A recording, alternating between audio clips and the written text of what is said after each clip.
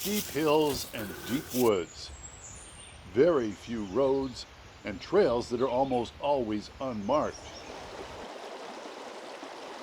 Yep, we're in southern New Brunswick's Caledonia Highlands, and no, we're not very good at finding our way around here.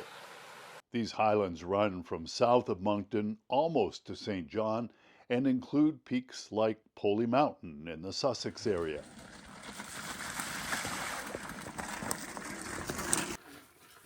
So here we are, confused, surrounded by beautiful scenery and trying to find the secret places of a long ago railroad that are now concealed deep in these woods. You sure you read that guy right?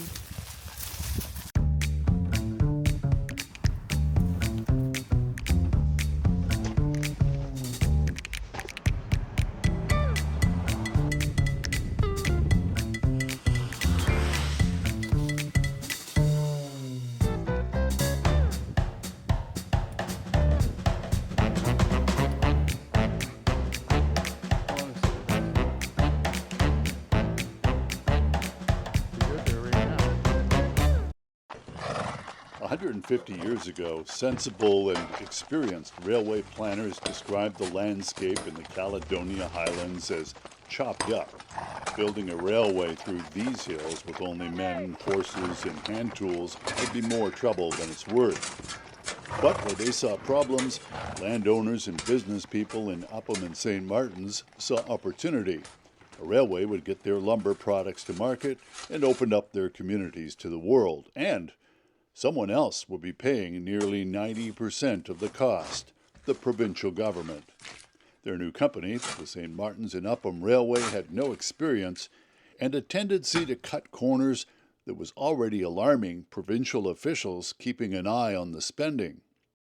We heard earlier about Henry Purley, the province's chief engineer and the man responsible for overseeing railway construction in New Brunswick. Purley had many reasons to be concerned about the St. Martin's and Upham Railway. But what upset him most about the company was the fact that even while they were building the section between Hampton and Upham, they still had no idea how they were going to get through the next section, these highlands between Upham and the Bay of Fundy. In the end, Purley's fears were realized.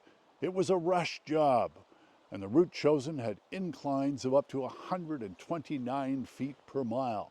Well over double what was allowed. And that meant for some very slow-moving trains.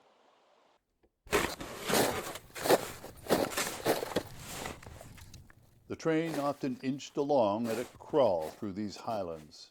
Come winter, everything ground to a complete stop.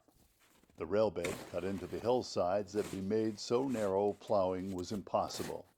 No way through and no way around. Spring brought little relief.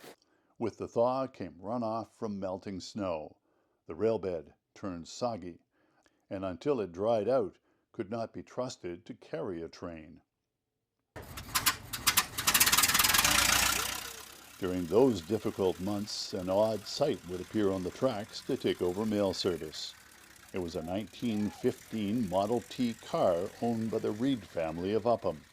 Its tires had been replaced with steel wheels from a railway maintenance worker's trolley. So no, it wasn't going to be a regular railway. On the 17th day in the month of May in 1871, a railway was incorporated. When they mapped its run, it enjoyed 12 miles of beauty of Hammond River scenery. Then it left the Hammond, cut across land to St. Martin's by the sea.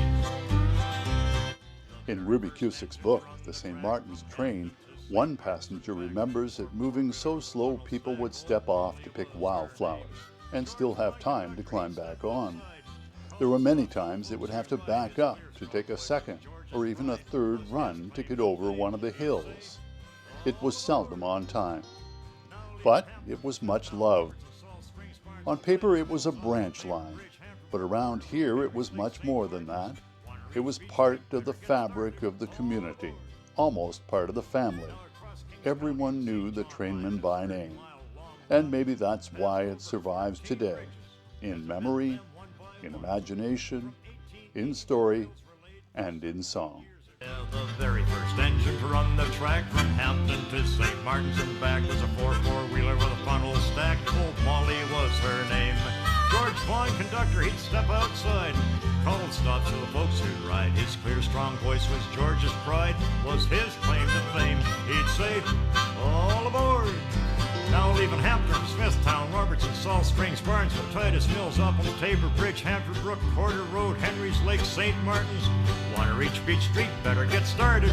In this episode, we leave the Hammond River Valley, following the route of this long-ago abandoned St. Martin's and Upham Railway, south through the Caledonia Highlands to Henry Lake.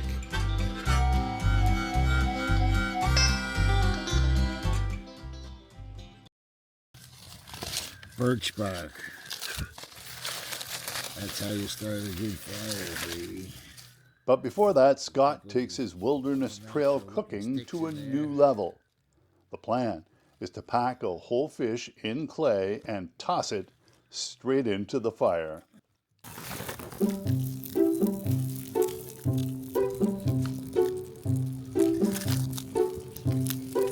We're in survival mode. So we have no pots and we're hungry. And I have a fish that we just caught out of the nice fresh river. And I only have one thing to cook it in, and that is clay. And that's what we're doing, fish in clay.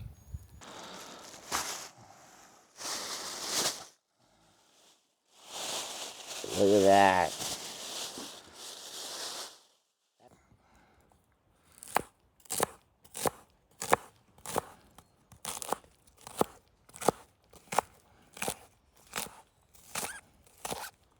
A nice Italian seasoning, and don't be afraid of it. Get it right in there, fill it right up. The wind's gonna blow it all away, so start with a lot.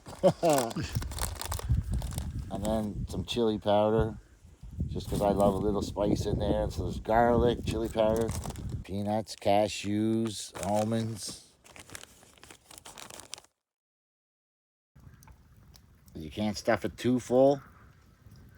All right, that's about as much as I'm going to be able to get in there, because we want that thing to close up with the clay.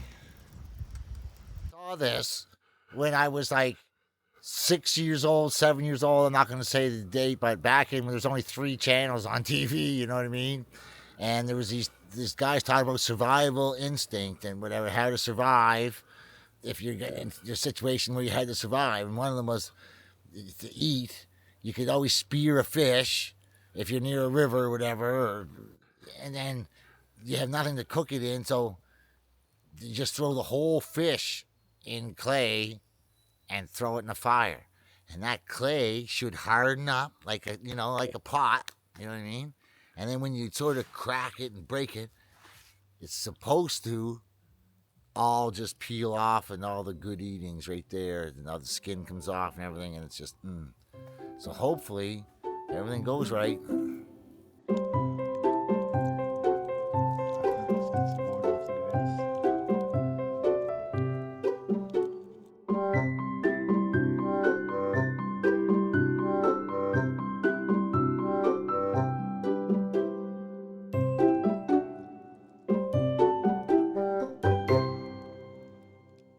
Scott thinks this may be a little too soupy, as he puts it, for this clay that's on here, but I think of this as supper. This is what we'll be dining on in a few hours. Might be soup.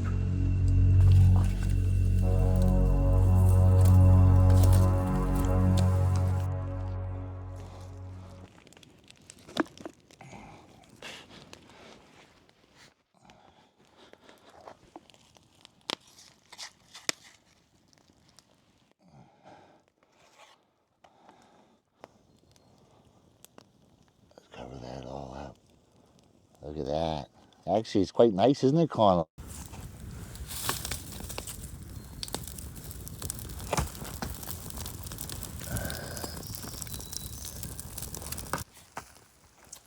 Everything I do is experimental. I don't do anything the same way twice. Do you guarantee it turns out? I guarantee it's worth eating. After that, I don't know. We'll find out soon enough. In the meantime, we're heading south. Our main goal is to locate the celebrated Gully Bridge. It was 8 stories tall, 100 meters long, and the most important man-made feature on the entire route. It stood near the peak of the railway's climb through these highlands, just before the tracks tilted for the long downhill stretch to the Bay of Fundy and St. Martin's. Of all the railway's 14 bridges, this is the one we're most excited to see. It should be a real standout, hard to miss. Turns out we were wrong about that. Through much of the railway's route through these highlands, there's no track and no footpath. 90 years of erosion and forest growth has reshaped the landscape where the tracks ran. It's now a tangle of trees, deadfall, and undergrowth. Fortunately, if you look carefully, there are signs the railway was once here.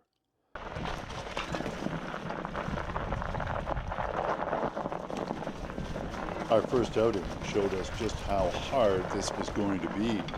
The temperature, -6, with bitter northwest winds gusting to 40 kilometers per hour.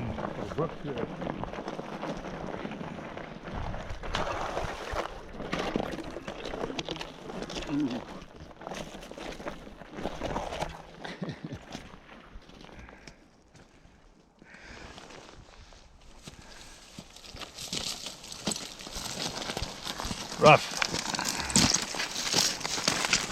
Beautiful countryside.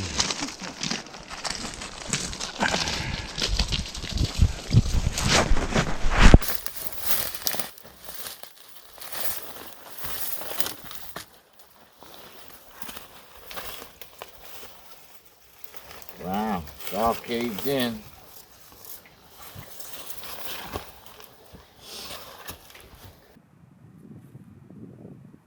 There are a few short sections of the rail route that remain open here today, kept clear by four-wheelers or maintenance vehicles from a brine pipeline. Yeah, Yeah, so Hanford Brook's up here, okay. and it crosses the road right here where we were just at. And then it goes off that squiggly line, goes right up there. So we are basically following it. We're between Upham and St. Martin's, and on Porter Road near Hanford Brook. Porter Road doesn't look like much of a road, does it? Yeah, but I think it's a fascinating road. It takes you up to another. It takes you up to that other. With this red line, whatever the red line is, it's a major highway, a major road. Kind of a major road. It's through Hanford Brook. It is. Well, 111? No, it's not 111. It is 111. Is it? Yeah, 111. Right down there, look. Yeah, okay. 111. Okay, good. Good. What's good mean? Where's 111? Where does that take us? I'm That takes totally us- lost, by the way. I'm screwed.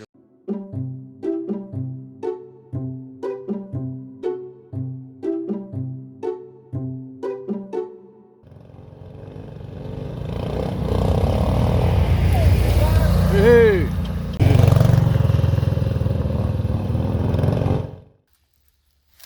By our next attempt, we had still not quite clued in to the scope of this challenge.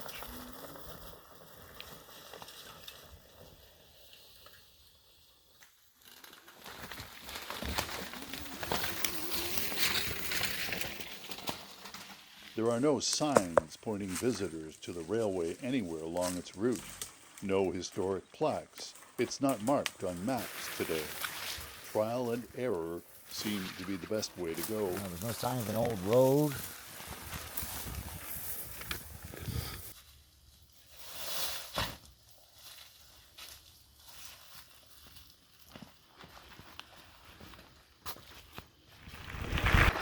So, defeated once more in our efforts to find the Gully Bridge, back here on the road that runs up from Henry Lake, and we've been in the woods, we've been on some pretty crazy little paths. Here we are at the Lakeside Road. Let's try this. Scott's gone off ahead.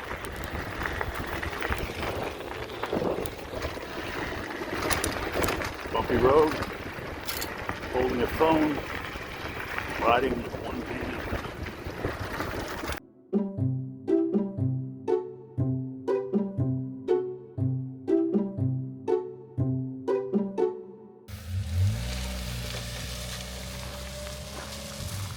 Some rounds, yeah, okay. It's not enough to throw us up. No, We're so we're not. wildly- You're not throwing me off. I'm gonna find this gully bridge, whether it's friggin', you know what I mean? Like, if I don't find it today, I'll have to reassess. Okay, third time lucky. We know where the bridge is within maybe a couple of square kilometers. Can you go up here, do you think, to this thing? Or it's all stone, eh? No, you gotta go. Well, I could, yeah. Taking the chance. I don't think so. Right. I'd like to Oh, get those! Look at those things. I can't go over those. Exactly. Yeah. Look at that, a responsible Be damn decision. fun. He does something responsible today.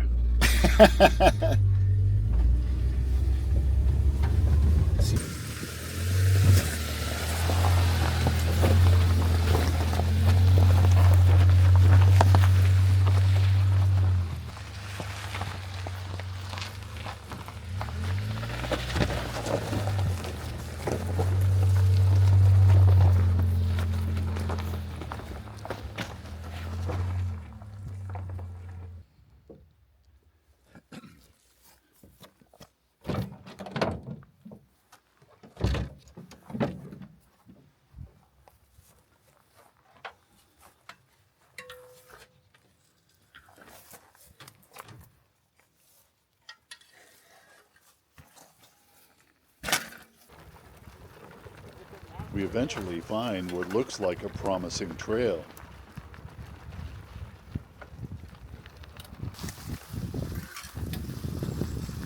I think this is the railway.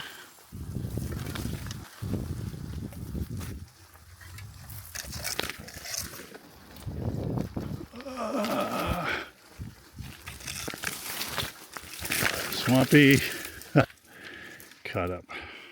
Then, nothing. The ground is sopping wet, and there's no sign whatsoever of a railway bed, let alone a huge gully and, you know, the largest bridge on the St. Martin's Railroad. So we went there, and God only knows where else it is.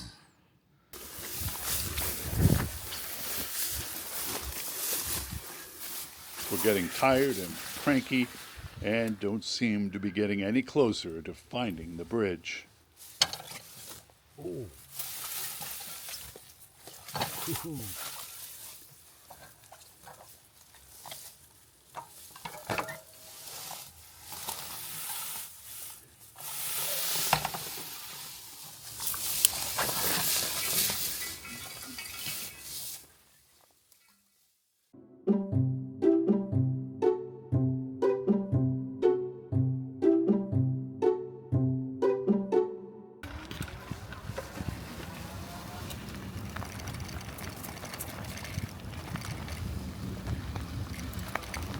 But a new day brings new hope. Railway ties? On the advice of a hunter, we check out another spot a couple of kilometers to the north. The man recalled coming across the remains of a railway bridge years ago in these woods off the Brine Pipeline route near Porter Road. I'm gonna walk up here a little more. It might be a gully up here.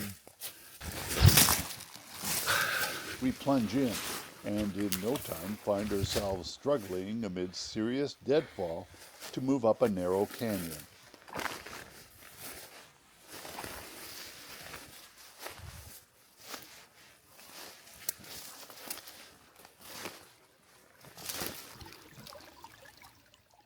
After a while, we find pieces of timber in and near the stream. One even has rusted spikes sticking from it. A little bit further on, we arrive at the unmistakable ruins of a railway bridge.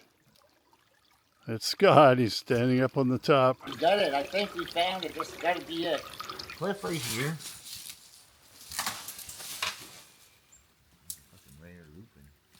Oh my God, it just came right out. The geography here forced the builders to construct a high earthen causeway with a narrow but deep opening for the stream. Look at that. There's some large dimensional lumber from something, right? And that looks like Douglas fir, to be honest with you. That's why it's still good. Well, there's lots of coal cinders, there's spikes, there's dimensional lumber, there's a deep crevasse, and it's obviously rail bed approaching from both directions. So I'm going to declare this a significant bridge.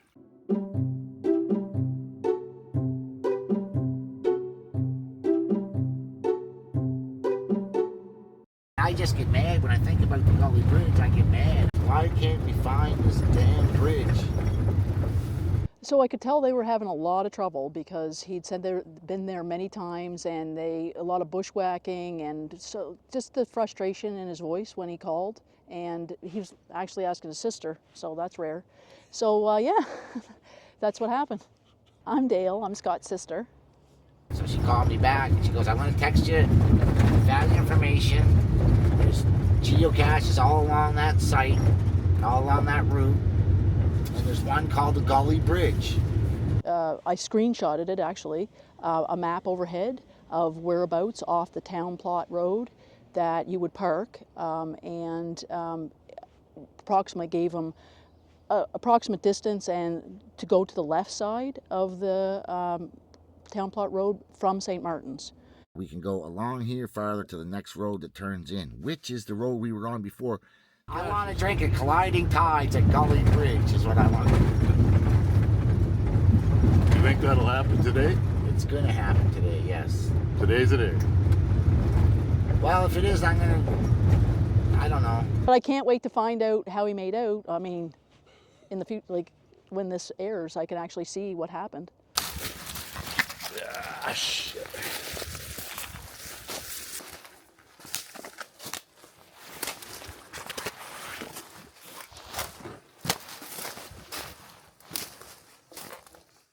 So, thinking now that geocachers must be tough people.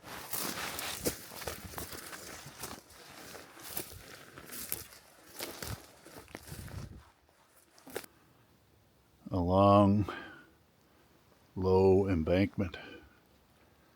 And that is sometimes a clue. So I'm thinking that's the railway bed. And Scott's already run ahead because he wants to find that bridge. And I think we're close.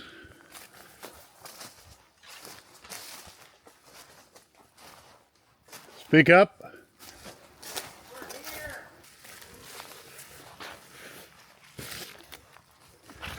Oh, shit.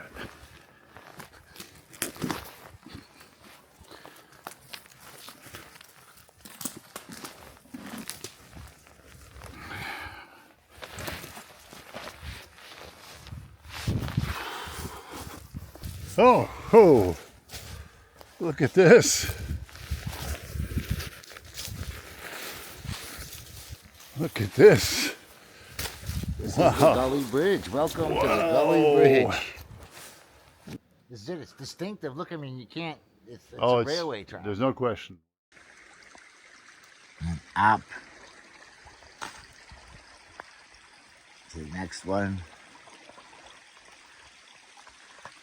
And then up on top of that, there's another set of those beyond that, and then there's the other one.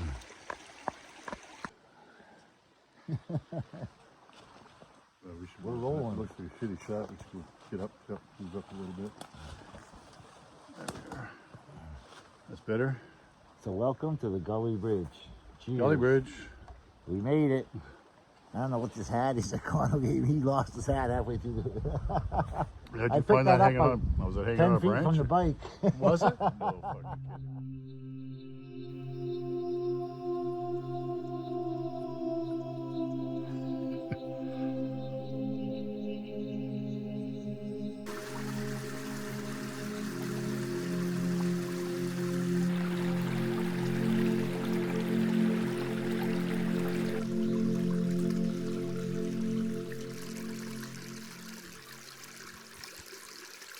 Ebike Chef and make a sandwich.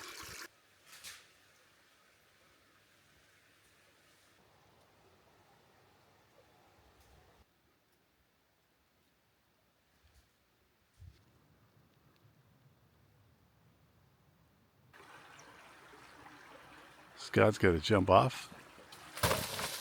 Whoa, that's a 59-year-old man with any broken bones. Ow!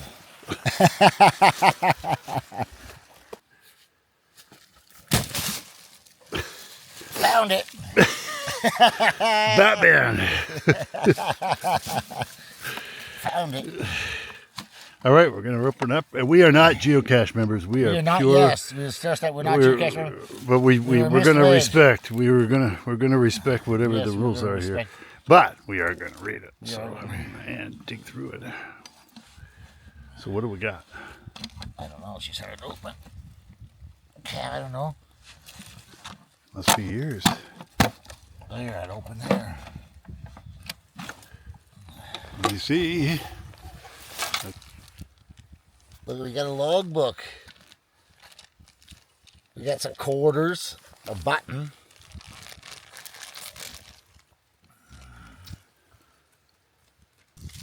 And oh my God, it's actually quite, the whole book's full. found when out hunting. Keep your nose to the wind and your eyes on the skyline. Okay, that looks great. Two pack of lens cleaner.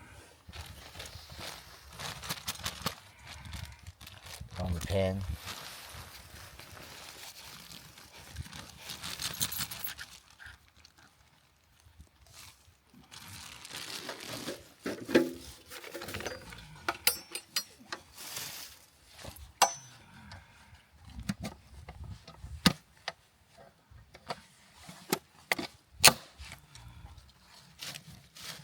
Right back where she used to be.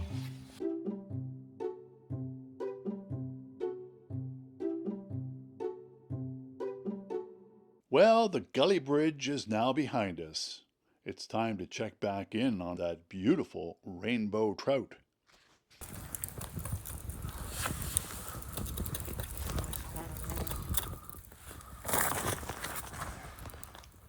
So which one of those is the fish? It's time to take this fish off of here. We got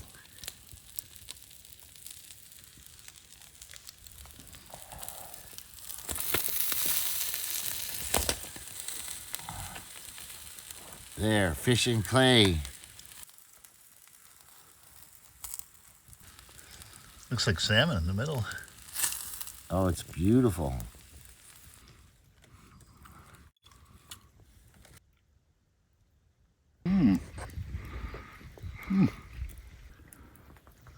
It's delicate, it's not too dry, it's not too moist, it's gosh, just lovely. It's fantastic, and it goes well with Scott's new favorite dessert, Toblerone dipped in peanut butter. Absolutely fabulous. So how do we follow this? Well, coming up in part 3 of our journey along the St. Martin's and Upham Railway route. So this is the old railway trail right here. And you really have to be looking for it if you want to find it.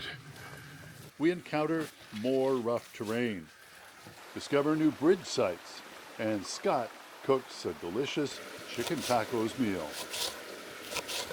Try and cut the red onion thin. Then we finally reach the spectacular Bay of Fundy Coast. So this is George Vaughan here. You can see here the Hampton and St. Martin's Railroad line name on the side of the train. And we relax for drinks at Old Molly's, a cozy year-round St. Martin's pub dedicated to this storied railway. So climb aboard for part 3 of our journey to the coast along the route of the Lost Railway.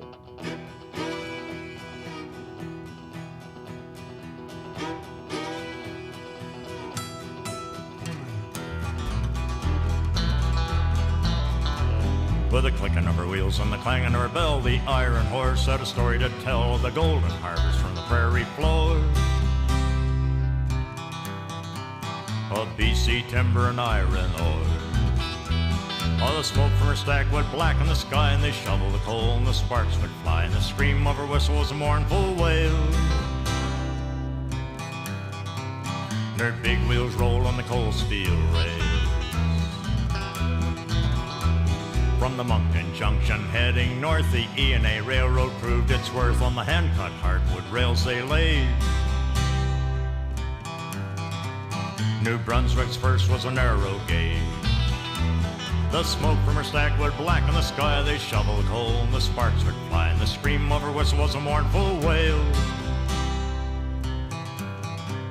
And her big wheels roll on the cold steel rails. 100 years has run its course since they laid the rail for the iron horse, but the rest of her story can never be told.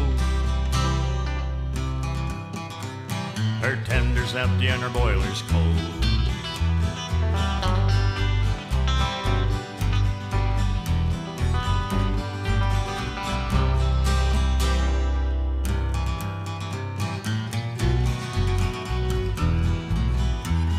The iron horse worked long and hard, now she's put to pasture in the old rail yard, on the ties and the rails that glisten in the sun. Now rust and the dust for their work is done. Yes, the smoke from her stack would blacken the sky, they shovel the coal and the sparks would fly, and the scream of her whistle was a mournful wail. Big wheels rolled on the cold steel rails. Now brakemen, firemen, and engineers pull the nation's freight for 100 years, and the ponies took over where the horses ran.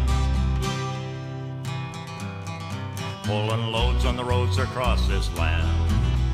Yes, the smoke from her stack would blacken the sky, they shovel the coal and the sparks would fly, and the scream of her whistle was a mournful wail.